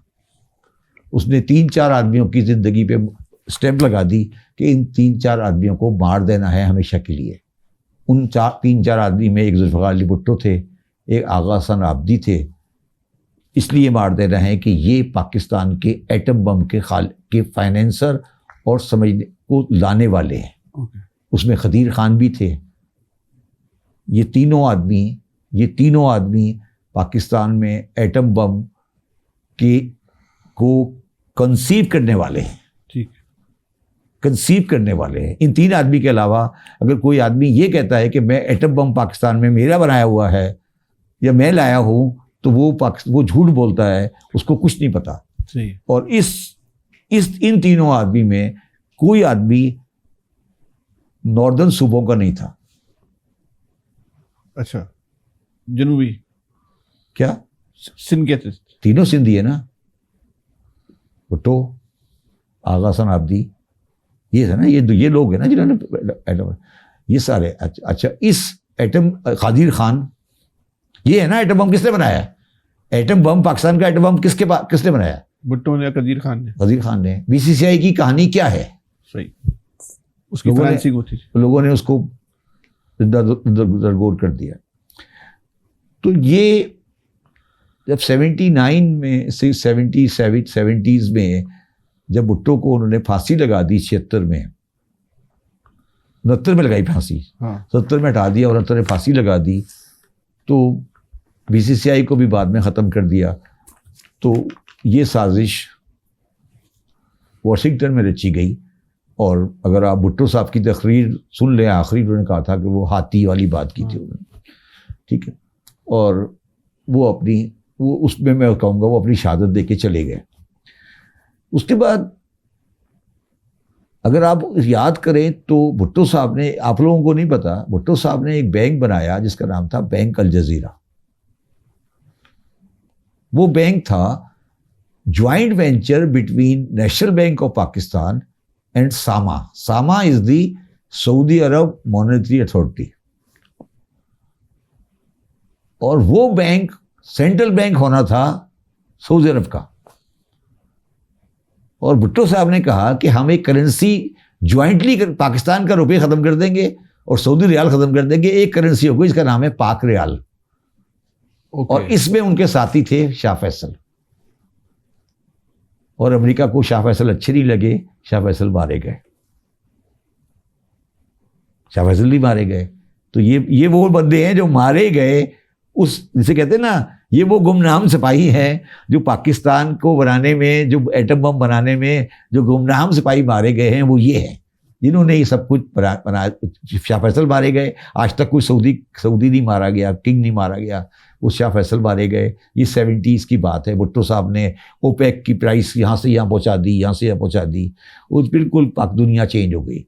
ये बात जब ये बात पोजीशन आ गई तो अमेरिकन पाकिस्तान में अंदर आए। अंदर आके उन्होंने एक बंदा बैठा दिया जिसका नाम था ज़िया-उल हक, और ये सब कुछ रिवर्स कर दिया। जो कुछ भी उन्होंने बनाया था ना, उसको रिवर्स कर दिया। मगर यहां मैं एक क्रेडिट देता हूं एक आदमी को। उस आदमी ने पोजीशन ली और उसने ज़िया-उल हक को कहा कि on my dead body atom bomb बनेगा। उसका नाम था गुलाम इसाक खान। उसे कहा नहीं, आप उनके सारे प्रोग्राम डिलेल कर दें, वो अलग बात है, मगर एटम बम के ऊपर डिलेल नहीं होगा।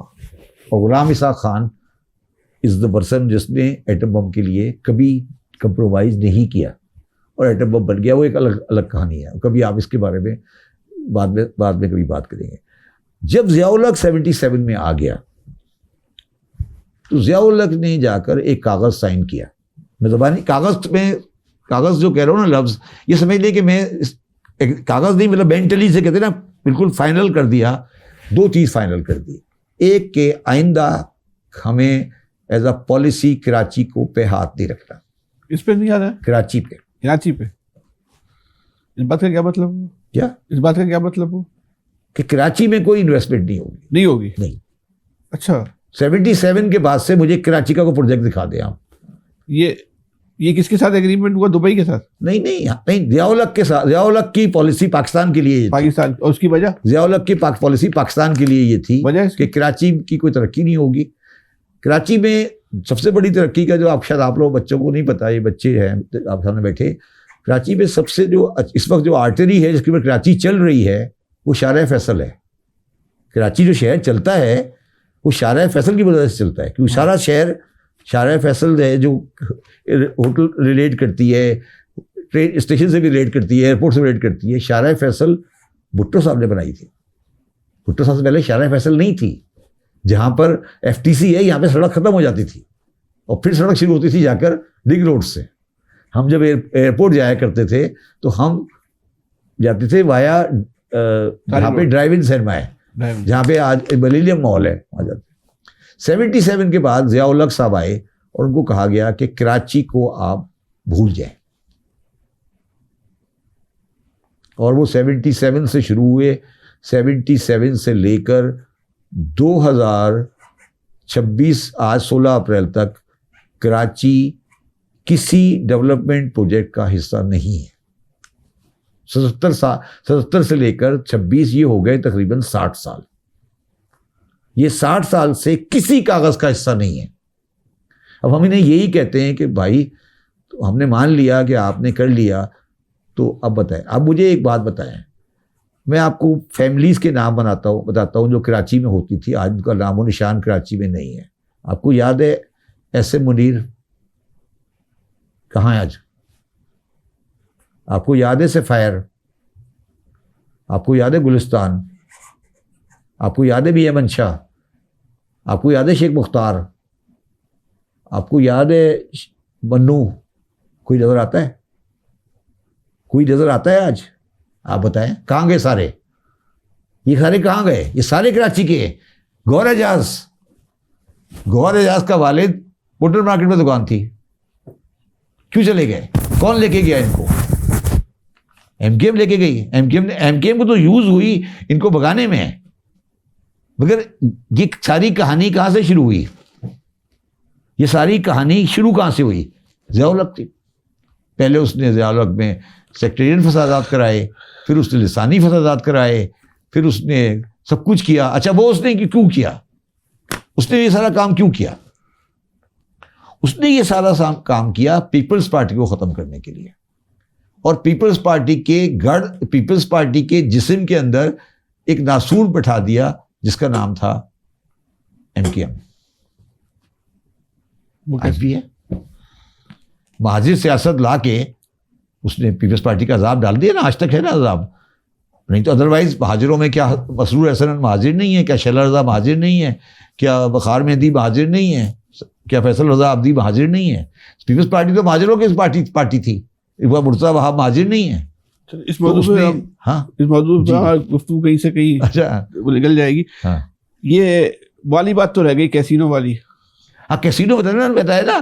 फिर मैंने कहा ना, जब 77 आ गए ना, 77 में आ गया ना, तो आपने कैसीनो बंद। फिर आपने 77 में ज़ियाउल हक ने जब फैसला किया कराची बंद करें, उस टाइम में बैरूज खत्म हो गया ना। समझ गए। अरे एक सुनने, बैरूज खत्म हुआ ना, तो एक कैपिटल तो बनाना था ना।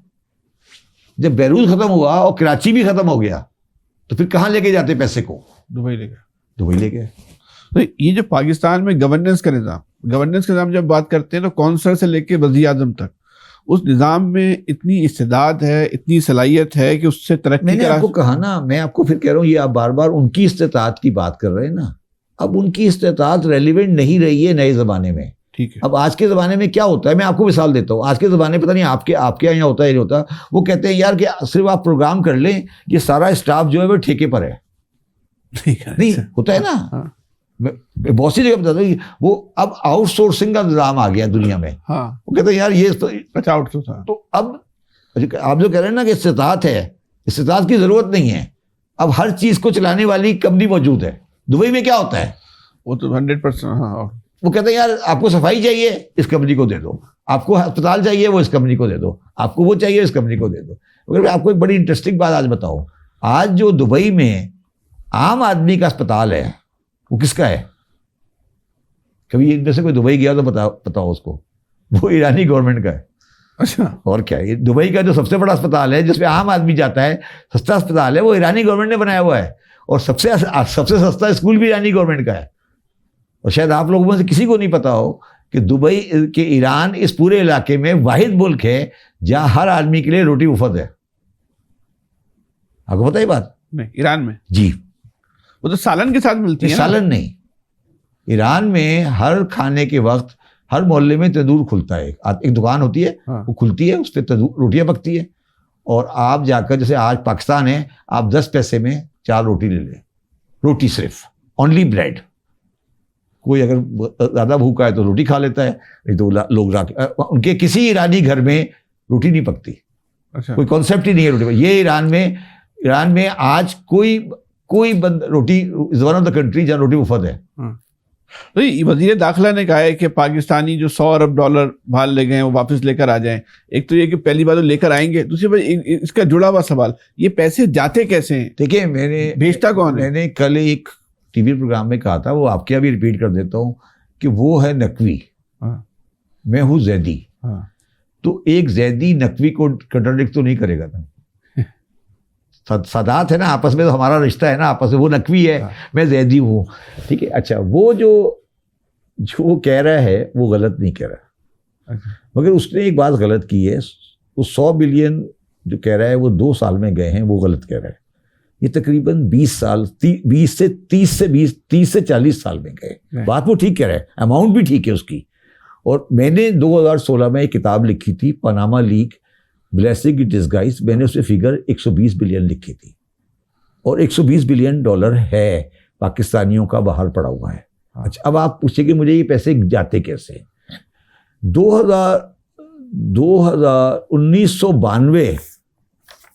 1992 से लेकर 2018 तक, 92 से 8 और 18 कितने साल हो गए? 26 साल, ठीक है ना। 92 से लेकर 2018 तक पाकिस्तान में कोई फॉरेन एक्सचेंज का रेगुलेशन नहीं था। नवाज शरीफ के ज़माने में आप जाते थे, कैश देते थे मनी चेंजर को, और वो आपको डॉलर देता था जितने मर्जी चाहिए, और वो डॉलर आप बाहर भेज देते थे, ठीक है। इस तरीके से नवाज शरीफ और जितने पाकिस्तानी बिजनेसमैन, नवाज शरीफ की फैमिली के ऊपर एलिगेशन है और लोगों के ऊपर कि उन्होंने इस तरीके से तकरीबन 70 से 80 बिलियन डॉलर पाकिस्तान से बाहर ट्रांसफ़र किया।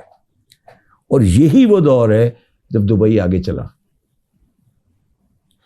आप इसको मिलाएं ना आपस में, 92 में दुबई देख ले और 2018 में दुबई देख ले। लेकिन अभी भी 8-10 साल में इतनी करप्शन हुई है, पैसा तो बाहर गया है ना सर? नहीं, आप समझ नहीं रहे। पैसा गया है, पैसा जाके कहीं लगता है ना।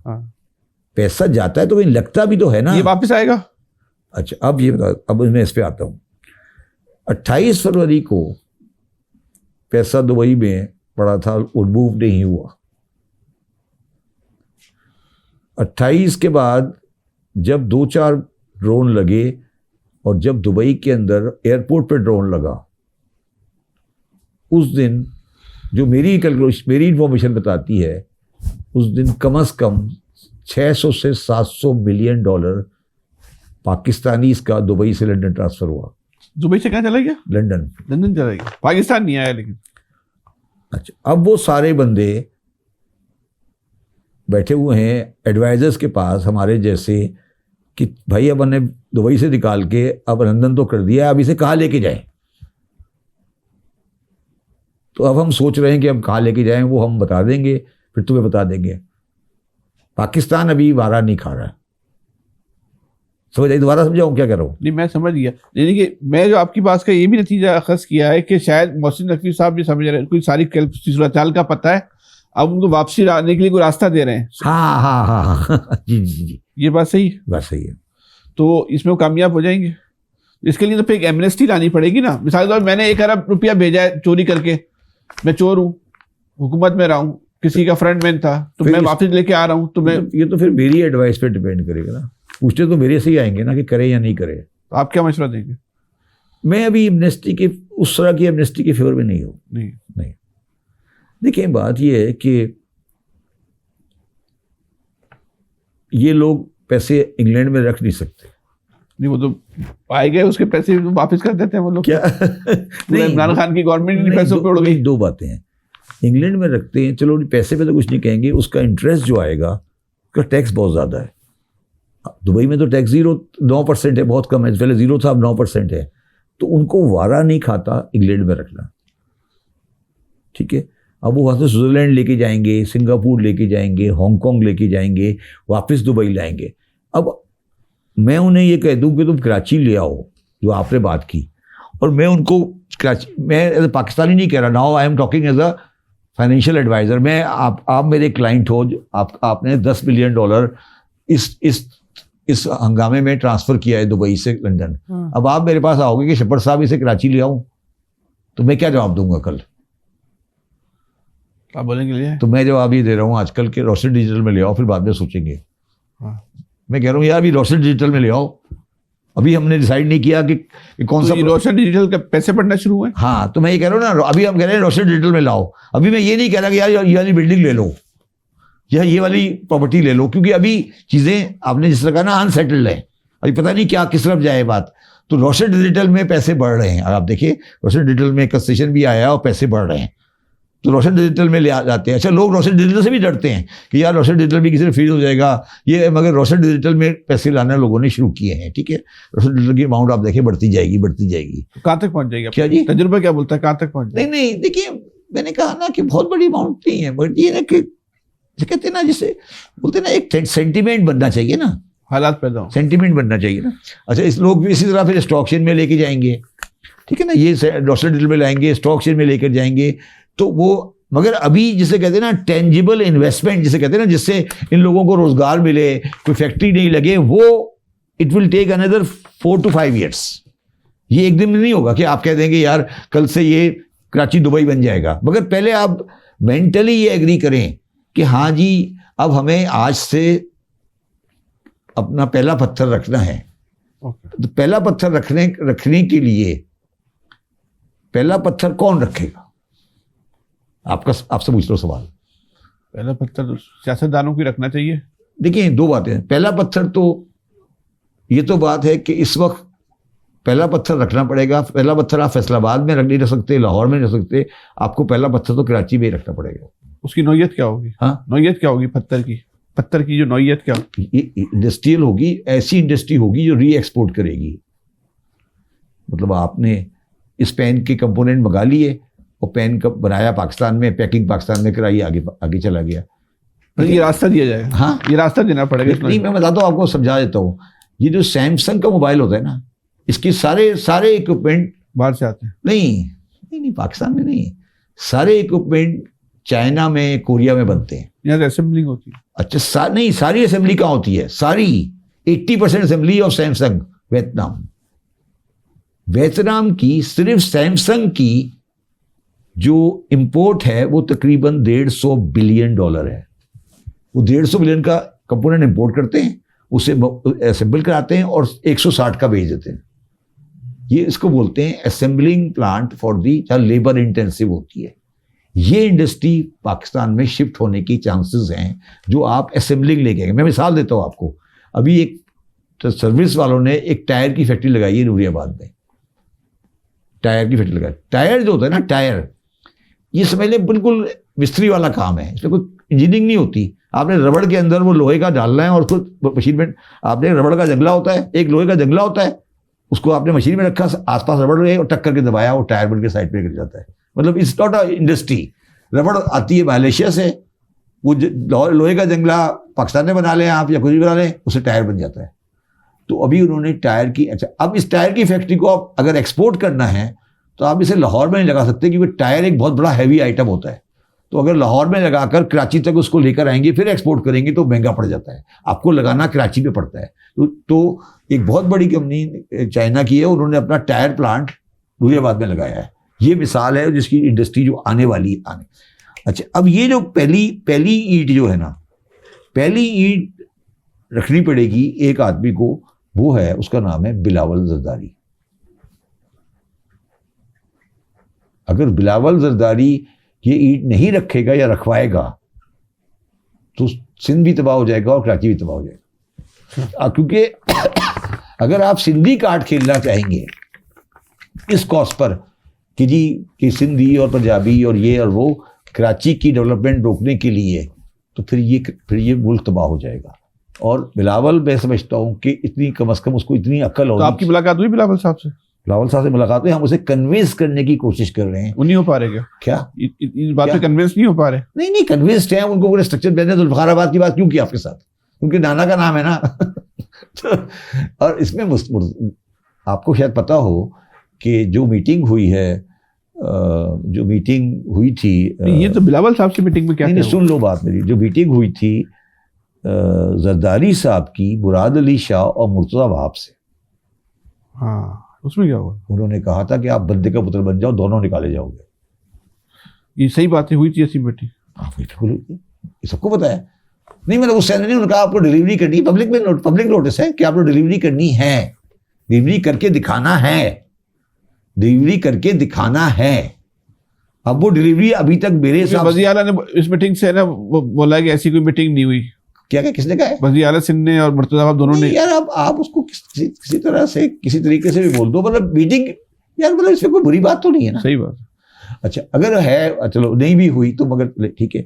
अब ज़रदारी साहब एक सर्टन इनिंग खेल चुके हैं, जो अब मैं बातें कर रहा हूँ ये मेरी इनिंग भी नहीं है, ये अगली वाली जनरेशन बिलावल की इनिंग है, मेरी नहीं है। मैं अभी 67 का हूँ। अब ये इनिंग तो बिलावल के लिए है ना, कि वो चाहेगा कराची में जुल्फ़िकार बना के नया दुबई बनाना चाहता है, बना ले, या वो चाह के या ये समझता है कि यहाँ से जो हटेगा और जाके एमिरेट्स हिल में दुबई में रहेगा। ये बिलावल की चॉइस है।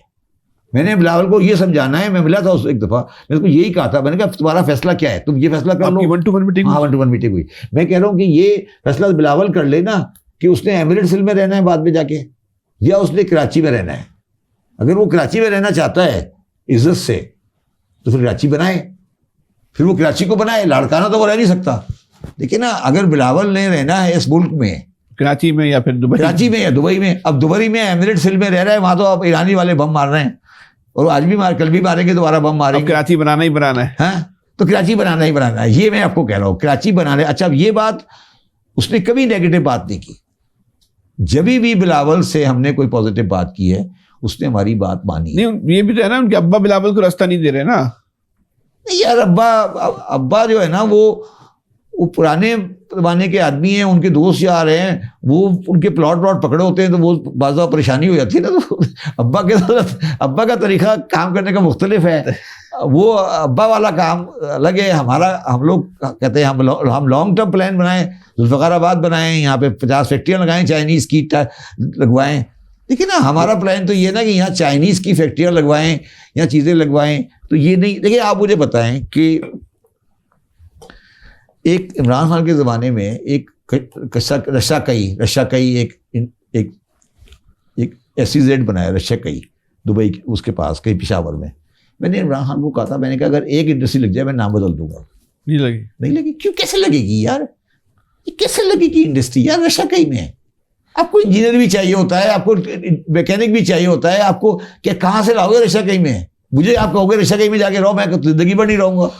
तो आप ये सोचो कि इंडस्ट्री लगती है जहाँ पे आपके पास एनवायरनमेंट होती है। शबर भाई आखिरी सवाल आपसे। हाँ। आप बहुत तवील हो गई, टाइम भी बहुत लिया।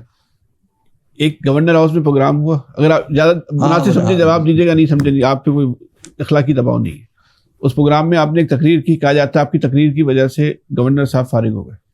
इस सवाल का दूसरा हिस्सा, आपके ख्याल में MQM का क्या मुस्तकबिल है? क्योंकि इतना बड़ी डेवलपमेंट हो रही है, जैसी भी खुद साख्ता 47 जो भी पार्टी है MQM है, लेकिन पूरे सिस्टम में कराची में कोई नजर नहीं आ रही। हर आदमी कराची की बात कर रहा है और कराची की सियासी जमात नजर नहीं आ रही। देखिए दो बातें मैं क्लैरिफाई कर दूं, अगर आप देना चाहें जवाब। पहली बात तो ये है कि उस जो कुछ मैंने कहा उसमें 3 आदमियों के बारे में कहा जाता है कि उन्होंने मुझे कहा कि मैंने ये कहा।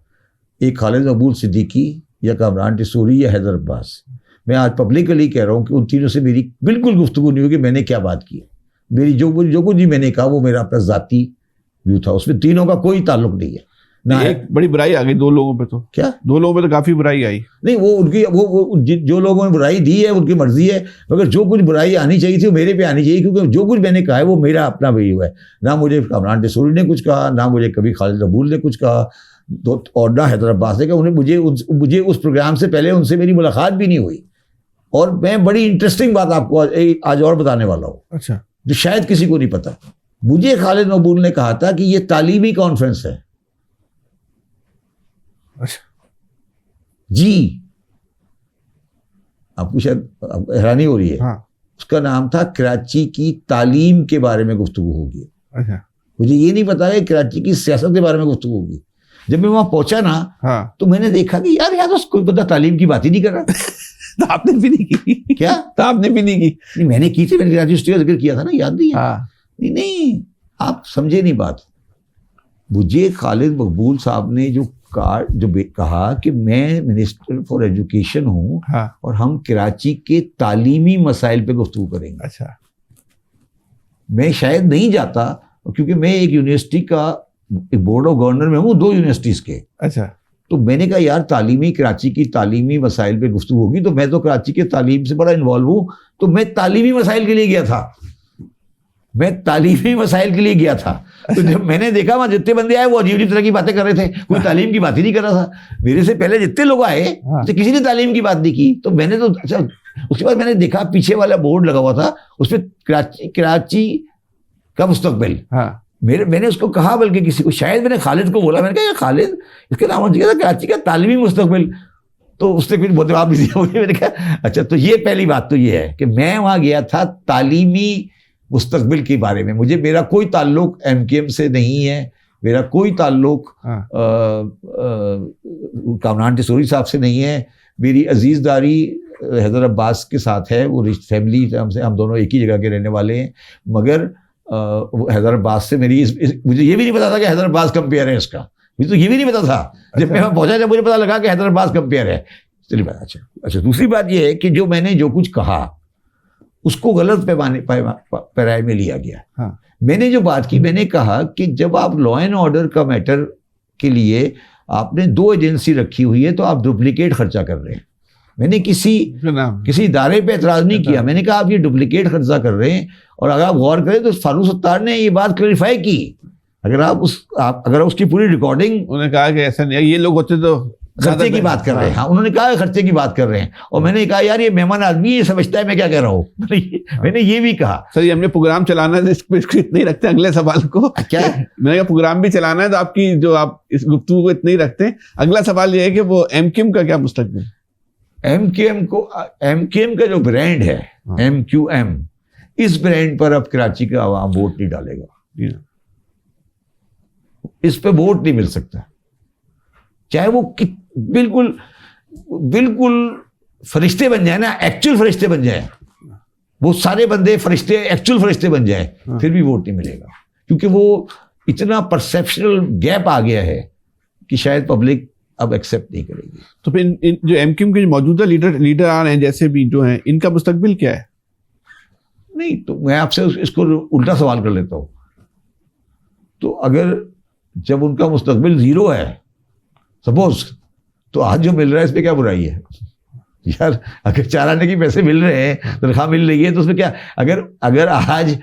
अगर आज MNA हैं। देखिए आप जो कह रहे हैं ना वोट नहीं डालेगा, वोट तो 2024 में भी MKM को नहीं पड़ा, आ गए ना इस तरह, तो वो उस तरह ही आएंगे ना अगर आए तो। मैं कह रहा हूँ अगर आज मुस्तकबिल ये है ना कि MNA 24 है ना, तो MNA की तनख्वाह तो मिल रही है ना। इस्लामाबाद में एक कमरा ही मिला हुआ है, इसमें क्या बुराई है? इसमें क्या बुराई है? अगर घर का खर्चा से किचन चल रहा है ना, तो क्या परेशानी है? वो इसलिए तो नहीं बैठे, उनको इनका ये ख्याल तो नहीं है कि हम अगले इलेक्शन में जीत कर आएंगे, उन्हें पता है नहीं जीत के आएंगे। मगर अभी क्या सीटें छोड़ दें, क्या करें? आपके ख्याल में क्या करें? उनके पास क्या चॉइस है? मैं आपको पूछ रहा हूँ, उनके पास क्या चॉइस है? आप आज तनख्वाह मिल रही है 2.5-3 लाख होती है ना महीने की MNA की, तो वो मिल रही है, और इस्लामाबाद में भी है, टिकट ही मिल जाता है, तो वो क्यों छोड़ दें उस MNA की सीट को जो उनके पास पड़ी हुई है आज? तो मगर अगर वो ये समझ रहे हैं कि उनको कराची के अवाम की सपोर्ट हासिल है, तो ये उनकी गलतफहमी है, ये उनकी गलतफहमी है। और एक्चुअली सपोर्ट के अलावा मुझे अफसोस इस बात का है, सारे मेरे दोस्त हैं, सबके साथ मेरे घरेलू ताल्लुकात हैं, मुझे अफसोस ये इस बात का है कि तकरीबन 2.5 से 3 साल होने जा रहे हैं असेंबली को, उन्होंने एक भी पॉजिटिव तजवीज़ कराची के बारे में अभी तक नहीं दी है। देखिए ना, MKM का रोल होना चाहिए ना। अच्छा, आप अगर एक चीज़ गौर करें कि ये जो ग्रीन लाइन है ये नुमाइश पे रुकी हुई थी, अब ये नुमाइश से दिलपसंद चौरंगी तक चली गई है, तकरीबन 2 मील का रास्ता है ये, ठीक है। ये बहुत बड़ी तब्दीली है, मगर जो उसकी स्पीड है वो बहुत ज़्यादा स्लो है। और ये रेड लाइन जो है ना, ये जाती वही है। रेड लाइन जो है, मैं इसका पहला डायरेक्टर हूँ। जब ये रेड लाइन वाली कंपनी बनी थी ना, इसके बोर्ड ऑफ डायरेक्टर, जो पहला बोर्ड ऑफ डायरेक्टर था वो मैं था। I was the board of director of the red line. बदकिस्मती ये है हमारे माशरे की कि जब ये रेड लाइन का कागज़ मैंने देखा तो मैंने उसको पूछा कि आप रेड लाइन बनाने जा रहे हो, तुम इसका किराया कितने रखोगे, और तुम किराया ग्रीन लाइन के बराबर रखोगे, और अगर किराया आपका खर्चा ज़्यादा हुआ और किराया कम हुआ तो डिफरेंस कहाँ से लोगे? तो देखा सर ये बाद में सोचेंगे, पहले बनने तो दें। ये मैं बता रहा हूँ, जो पहला डायरेक्टर हूँ बोर्ड, उसकी रेड लाइन की जो कंपनी है ना, उसका मैं पहला बोर्ड ऑफ डायरेक्टर का ऑडिट कमेटी का चेयरमैन था। मैंने रिजाइन कर दिया। मैंने कहा यार ये तुम मुझे क्या क्या मेरे साथ करने जा रहे हो। मैंने कहा रेड लाइन आप बना रहे हैं? मैंने कहा हाँ जी बना रहे हैं, पैसे आ रहे हैं, एडीबी से आ रहे हैं, इधर से आ रहे हैं, उधर से आ रहे हैं, उधर से आ रहे हैं, ठीक है चलिए आज की आ जाएंगे पैसे। मैंने कहा ये बन गई। अब रेड लाइन बन गई तो आप बताएं, मैं आपसे पूछता हूँ रेड लाइन का किराया क्या होना चाहिए फ्रॉम यूनिवर्सिटी टू नुमाइश? 50 रुपए। 50 रुपए। खर्चा अगर आ गया 100 रुपए, 50 रुपए कौन देगा? तो पंजाब गवर्नमेंट की तरफ सब्सिडी देंगे। एग्जैक्टली तो फिर आप मेट्रो के लिए आज पैसे रखने शुरू करें ना, रखें या बताएं लोगों को। और फिर ये नहीं हो सकता कि रेड लाइन के 50 और रेड लाइन में उस पर खाली बसें चलाते थे, मसला हो जाता है। बसें चलाते थे, वहाँ जरूरत ही नहीं थी इतना खर्चा करने की। नहीं, मैं कुछ और कह रहा हूँ। ये भी नहीं हो सकता कि रेड लाइन के अंदर 50 और ग्रीन लाइन में 40, ये नहीं होता। सब पूरी जगह की एक सी होगी। तीसरी बात ये है कि इसमें एक मुझे समझ नहीं आता कि हम कब उसका फैसला करेंगे। ये सारी लाइनें 5 लाइनें हैं, ये 5 लाइनें आके नुमाइश पे बन रही हैं। ये रेड लाइन, ये ग्रीन वहां से ग्रीन लाइन उनको आगे लेके जाएगी ना। हाँ जी, वहां से उनको ग्रीन लाइन आगे लेके जाएगी। नहीं, ये तो मैं समझ गया, मुझे पता है। नुमाइश चौरंगी है ना, हाँ। इस पे सब लाइनें आके खत्म हो जाएंगी। हाँ। और सिर्फ एक लाइन टावर जाएगी। हाँ। जो रेड लाइन है, ग्रीन लाइन नहीं ग्रीन या रेड, हाँ जो भी कह ले, हाँ ग्रीन या रेड, एक जाएगी आगे बस, ठीक है। तो आप मुझे बताएं, जब ये 5 लाइनें या 6 लाइनें या 3 लाइनें आके नुमाइश पे रुकेंगी, उस स्टेशन में जगह कहाँ है? आप कभी जाए मेरे साथ चलें और दिल्ली का स्टेशन देखें अंडरग्राउंड का, आप शॉक हो जाएंगे। ये जो इन्होंने बोंगी मारी है ना नुमाइश के स्टेशन की, नुमाइश पे अगर ये पूरा लाइन चल जाती है, क्योंकि ये सारी लाइनें आके नुमाइश पे रुक रही हैं। 3 लाइनें, 4 लाइनें हैं, ये एक ग्रीन लाइन है, एक रेड लाइन है, एक शायद ब्लू लाइन है, और एक लियाकताबाद वाली सड़क से आ रही है। लियाकताबाद वाली सड़क है ना, इससे आ रही है, एक ये आ रही है, एक शायद बलीर से आ रही है, इधर से 4 लाइनें ये। तो ये 4 लाइनें जाकर नुमाइश पे सब खत्म हो रही हैं। तो अगर आप नुमाइश के स्टेशन पर, अगर आप लंदन में जाएं या किसी और जाएं जहां सारी लाइनें मर्ज होती हैं, वो स्टेशन इतने बड़े होते हैं, ऐसा लगता है पूरा शहर है। अब आपने नुमाइश पे एक छोटा सा स्टेशन बना दिया है। सही बात। उस स्टेशन पे तो ये जो है ना, हमारा जो शहर है ना, ये लावारिस है। इसका मसला ये है। तो मैंने कहा ना, अब इसका वारिस या तो बिलावल साहब को वरासत पकड़नी पड़ेगी।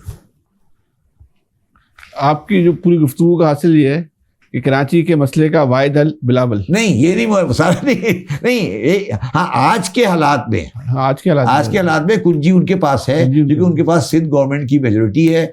सिंध अभी कराची नहीं बनने वाला, तो बिलावल साहब को अक्लमंदी से लेके चलना पड़ेगा, अदरवाइज सिंध और कराची तबाह हो जाएगा।